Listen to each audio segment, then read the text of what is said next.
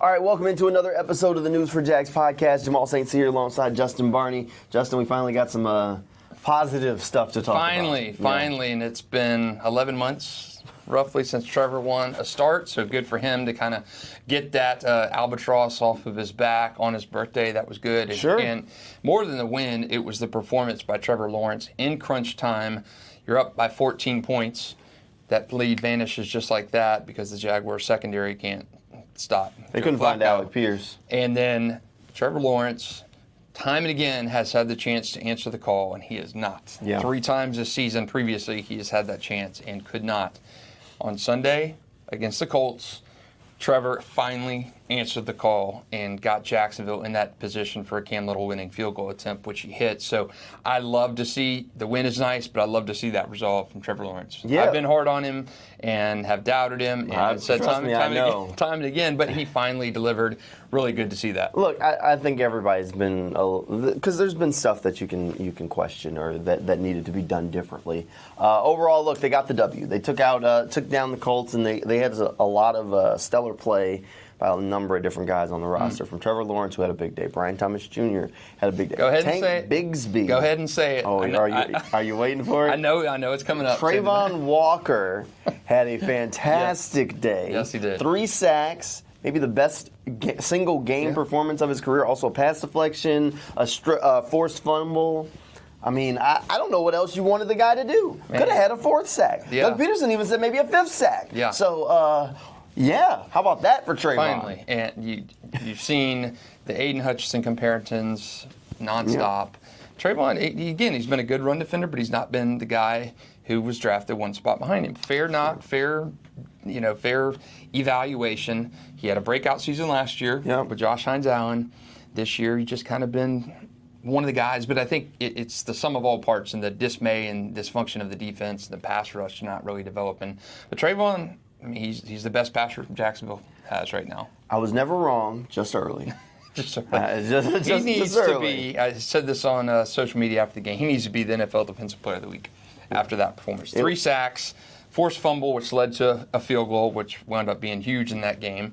And he nearly had Flacco sacked on back-to-back plays in the second quarter. Hey, he's got some competition. You know, Patrick Surtain had a nice play. My guy, Rayshon Jenkins, did you see 101 yards the other direction?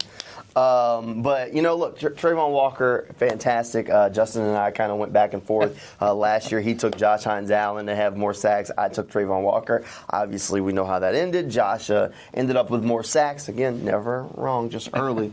So we'll see what happens this year. But right now, Trayvon does have the advantage. Yeah. So overall, really good day for Trayvon Walker. He had a fantastic outing. A lot of Jaguars players stepped up. Cam Little, I mean, how about the rookie kicker? Ice water in his veins, just nails it, no problem. Let's do this. And on a field, which, I mean, you're not talking the best conditions. We were out there before the game, and it was just pouring rain for 2.5 hours before Jacksonville even got on the field. So you're kicking in a sloppy field, and you nail a 49-yarder with room to spare for your first win of the year, Cam Little's first NFL game-winning kick. Just so many good things to build off of. And Doug Peterson said and has said they were close.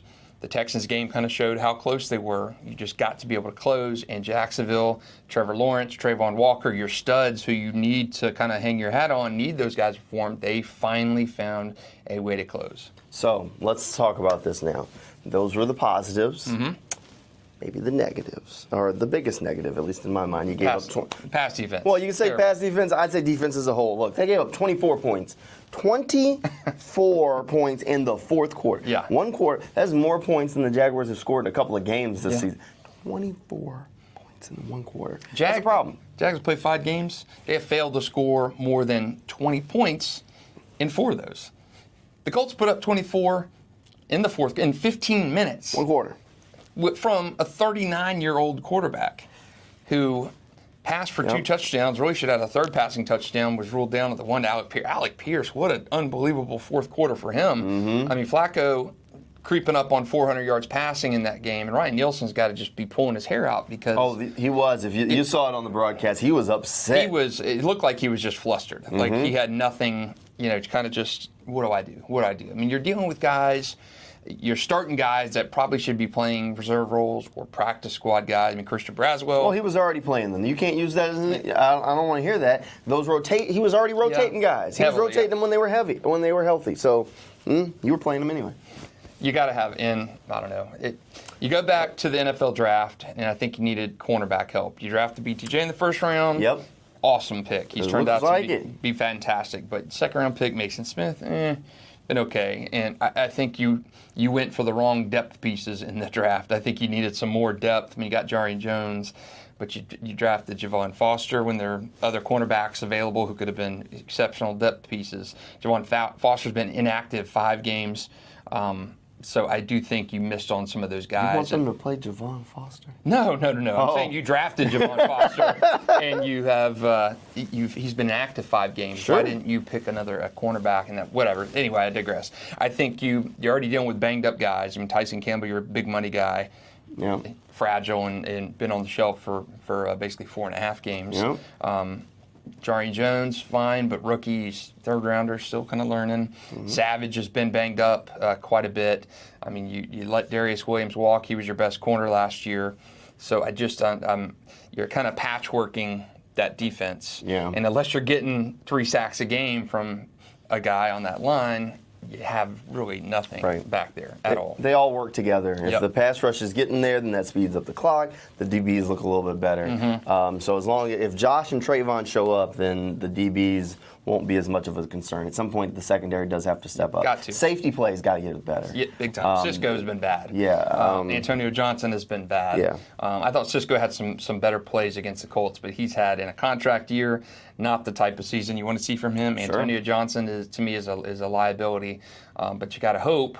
Ryan Nielsen, these guys that are getting the reps now. I mean, Antonio's a 6th-round pick. I mean, he's not a. You're kind of patchworking with these guys. Christian Braswell, Buster Brown. These guys are not highly drafted guys who you're hitching your wagon to. So they're doing the best, I think, with what they have. I just don't think they have an excessive amount of talent in that secondary. Look, I think right now they've got some injuries. We'll see. Look, in reality, you're essentially starting Andre Cisco, who should be playing fantastic. He is struggling. Mm-hmm. He is a veteran player. Antonio Johnson, for all intents and purposes, is still a rookie. I mean, he missed the majority of his rookie season with a hamstring injury. Then really played sparingly, if at all, until the final, 2 or 3 games of the year. So in reality, you're still starting a rookie.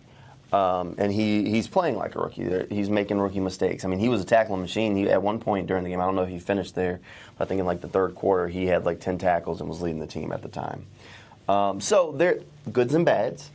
And it's also one of those things where you kind of have to play to the personnel. Again, he wanted to switch the coverage scheme, match zone, more man, different things, different concepts that Ryan Nielsen wants to run, which are great. But you don't have the guys to do it. You don't got the horses. To paraphrase whoever said it, sports writer said it, you can't win the Kentucky Derby on a mule.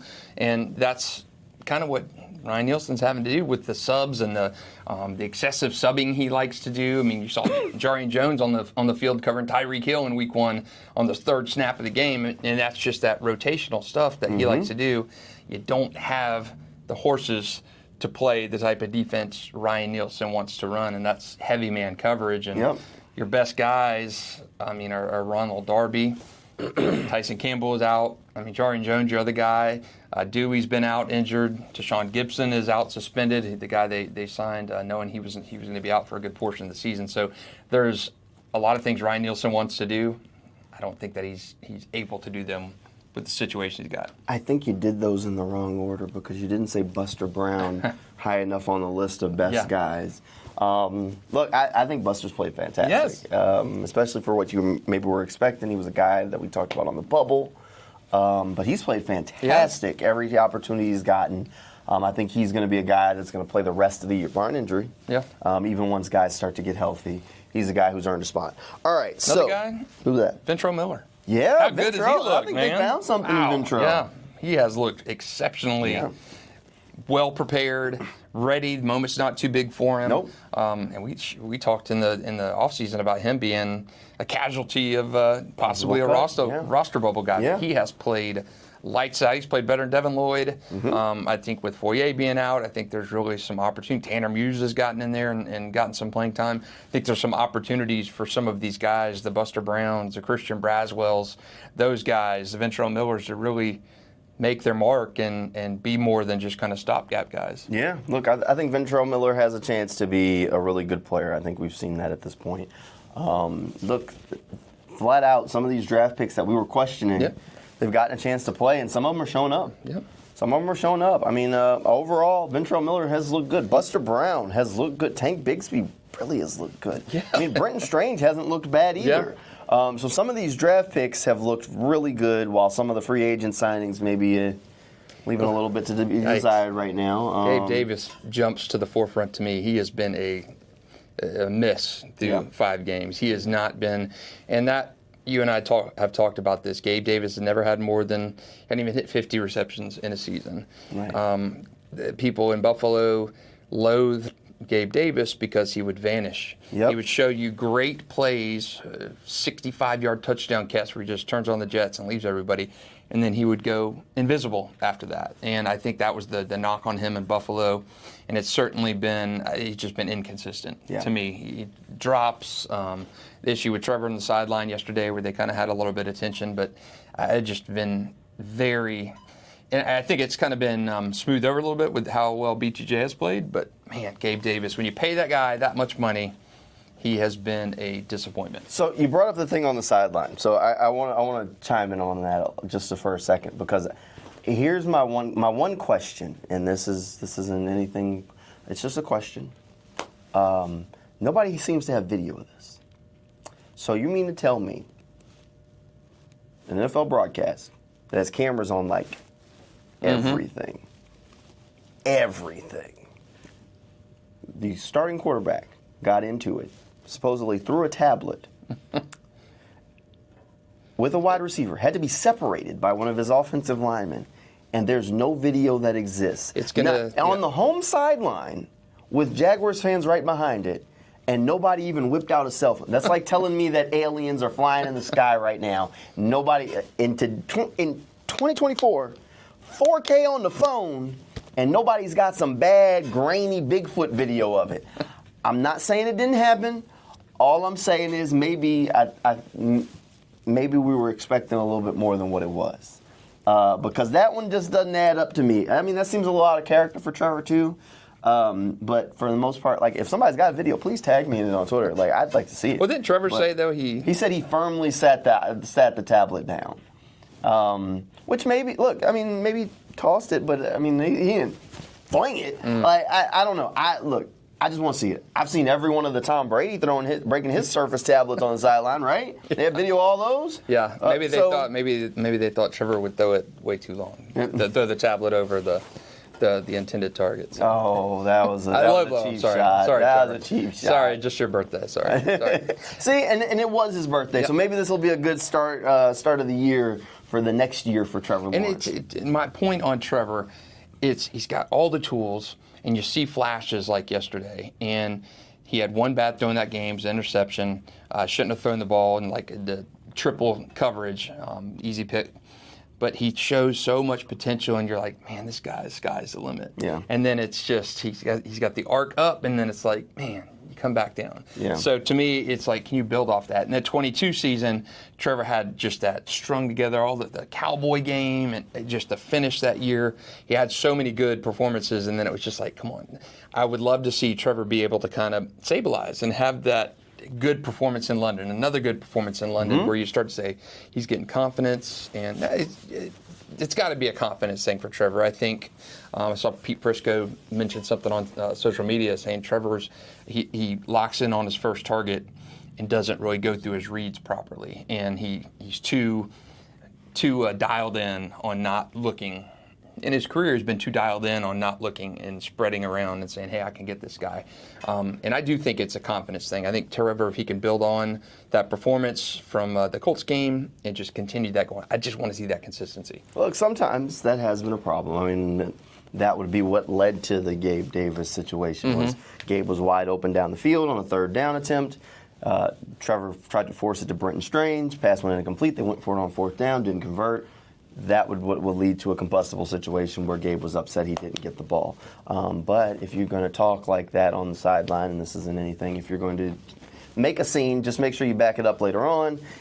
Gabe not only got an offensive pass interference on a play, fumbled on the same play, so a play that wouldn't have counted, he made it count for the other team, so that's bad. Then he just dropped one in his hands. Don't just don't. But back to the other side of your point, you going to London and getting hot. So if they go to London, 2 games in London again. Let's say they go to London, rattle off 2 wins, bang bang. They're coming back 3-4. Yep. This is a similar situation to what they were in last year. Last year they went to London with just 1 win. This year they go to London with just 1 win. Now, albeit last year they had less losses at the time, but they could come back close to 500. Yep. If they come back close to 500, you have to start talking about maybe this team getting on a little bit of a roll again. Possible. We've seen Trevor have that rebirth in London. We saw remember his first year, the Urban Meyer year, was a difficult season. I mean, it was a terrible time in London. Sure. And I don't know. Well, actually, didn't they win in London? Wasn't that Trevor's first NFL win was in London? First win was Miami in London. I'm thinking the next year, the Denver Bronco year, where he threw the pick to safety and Justin Simmons. To Justin Simmons, yeah. So the first one was in London. Yeah. The second year was, how do you lose that game? Like a 13-6 game, a terrible offense performance. And then through that last one to Chris Harris Jr. Yeah, bad game. Yeah, bad throw. And then next year, being last year, 2023, go over and you outduel the Bills, you beat the Falcons. Great start commences really with that London opportunity. So Trevor's been hot and cold in London, but this is kind of where it's turned for him. I mean, he won his first game over there. Yeah. He won 2 over there last year. It is possible, and I just think they need to be consistent. I think if they can get on that path and come back 3-4, and I think when we did our season projections, London games were games that we universally picked them to win, both of them. Right. Both of them, and I think it's possible, very possible. Look, so all of a sudden you start talking about the team getting on a roll. And, if they can get on a roll, who knows? Maybe this team can start rattling off some wins. Now, the schedule does get more difficult when they get back from London, so that is easier said than done. But they did start 0-4. Yep. One team in NFL history has made the turnaround, 1992 Chargers.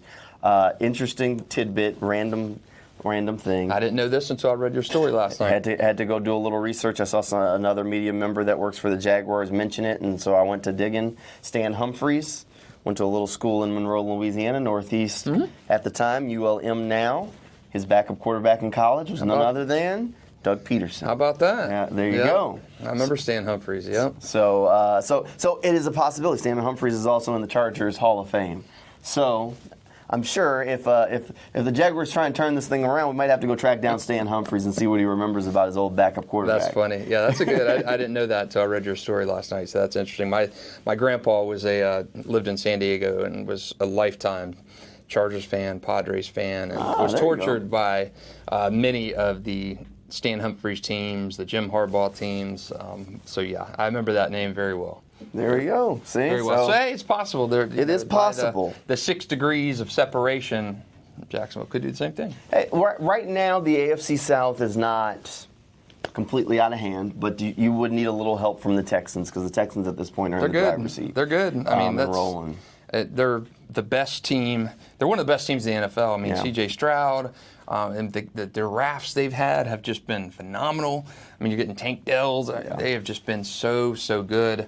Even with Laramie Tunsil committing penalty after penalty after penalty. But, I mean, they won on Sunday in a game that they probably shouldn't have won. Probably not. And it's just, I don't know. But it's all about getting hot. And I think if Jacksonville can stack these wins, and the Bears have been getting hot. I think the Patriots game is absolutely winnable game for Jacksonville. I think the Bears game will be a little bit more challenging with how Caleb Williams has played, but I do think Jacksonville, very, very good possibility they come back 3-4. Yeah, look, we'll see what happens. Overall, It's going to be a difficult trip to London. Now, the good news is that Bears play a very zone-heavy defense, something that the Jaguars are also very familiar with since their coach came from Indianapolis.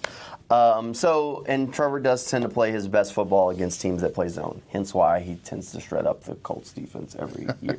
So we'll see what happens. I don't know if we're going to be able to do another one of these podcasts with some weather moving into the state of Florida. So we'll have plenty of weather coverage. Hopefully everybody out there can stay safe, stay dry. If you're in an evacuation zone, you might want to go ahead and do that. But we'll have plenty of coverage over on News4JAGs.com. And then when the Jaguars do roll around on Sunday, we'll have coverage coming your way on Channel 4 and wrapping up the game. And hey, one other thing, we're heading up to Atlanta. Yeah, I was going to mention. Say to everybody kind of what's on the agenda next week at the NFL owners meeting. Jimmy Kent Justice heading up there for some pretty seismic events in terms of how it pertains to the city we live in. That's the final vote for the Jaguar Stadium. So it's been approved by the city. Now it has to be put in front of the NFL owners. So the stadium deal, the stadium of the future, whatever you want to call it, could become a reality. It has to go through one last step. That's in Atlanta. That's next week. So we'll be heading up there for that to have some coverage of that. So we should get a chance to talk to Shad Khan, Mark Lamping, Jaguars team president, Jaguars owner. Hopefully, after a passed stadium bill, which would mean that the Stadium of the Future project remains on schedule and things can get to start rolling. If I'm not mistaken, I'm almost positive I'm not, the first bit of work would start to be done at the beginning of next year, assuming everything is passed in October. That would mean January is the first work, which is some housekeeping to start getting things ready for construction. Yeah, cool. And then coming off the win over the Colts, another big portion of that was Tom Coughlin went into the Pride of the Jaguars on Sunday, and you had a chance to talk to not only Tom Coughlin, but Tony Baselli and Fred Taylor during the lead up to it. What was kind of your takeaway from talking to all three of those guys? Tom said that they're putting his name up just to take his name back down. Because they put it up, and then they're going to do all the stadium work, so they have to take it right back down. But look, it was really great. There were some fun stories that we learned along the way. Tom said the first time he got the phone call, he thought it was a Jaguars car dealership. Also said that when they first called, they said they had 5 finalists. He told them he wasn't interested. They called back and said, well, what if there's 2 finalists? And he said, oh, okay, now you can talk to me. So, look, I think Coach Coughlin very deserving of this honor. 4 out of the first 5 years, the team was in the playoffs. He said that the Weavers made it very clear that he wanted to win a Super Bowl in the first 5 years. And he was very proud that they got real close. Man, those times in Jacksonville. First one, I was a fan in '96 and got to see that pretty close. And then the second time in '99, I was actually employed at the paper and got to cover that run, the Dolphins game and the Titans. I mean, it was unbelievable that season. The best team in Jaguars history. They went 14-2 in the regular season, and you felt that they were headed to the Super Bowl to play the Rams, the greatest show on turf. It was just remarkable. And Tennessee had a great team that year too. Steve McNair, Eddie George. Remember that season was the Music City Miracle. Just so many good things. But Tom and the Jags never got to a Super Bowl in Jacksonville. The franchise still never been to a Super Bowl. But just so many good years, and I think he's well deserved. But it was cool to see and listen to some of your interviews and hear some of the stories, which I didn't know on a lot of them. And Tony Baselli and Fred Taylor especially too, because you played sports, I played sports, and growing up you hear, I hate this coach, and I hate this coach, he's hard. And Fred Taylor especially was really poignant in how he said, hey, it's the largest fine I ever got in my career was a $15,000 fine by Tom Coughlin. And later in Fred's life, he said he saw him when he was with the Patriots. Fred was with the Patriots and Tom was with the Giants. And he went up to him and told him he loved him and he understood what he was trying to get across to him and stuff. So it's just so cool to hear those stories from guys who have kind of been through the NFL ringer on a guy that they just couldn't stand immediately. It's just so cool to hear those kind of stories. So all those interviews are on News4JAGs.com and YouTube that Jamal had sat down with them. So get a chance to listen to them. They're so cool to hear if you're a Jaguars kind of follower and know that. Yeah, definitely a nice piece of history. Learn some of the stuff about the early franchise. Here's some of the stories where Tony Baselli first met Tom Coughlin. That was a pretty good one. He said that was nice, Tom, only to find out. So, all that stuff's available on YouTube. It's over on News4JAGs.com. Definitely worth checking out. And hopefully we'll see you back here next time we do one of these podcasts. See you.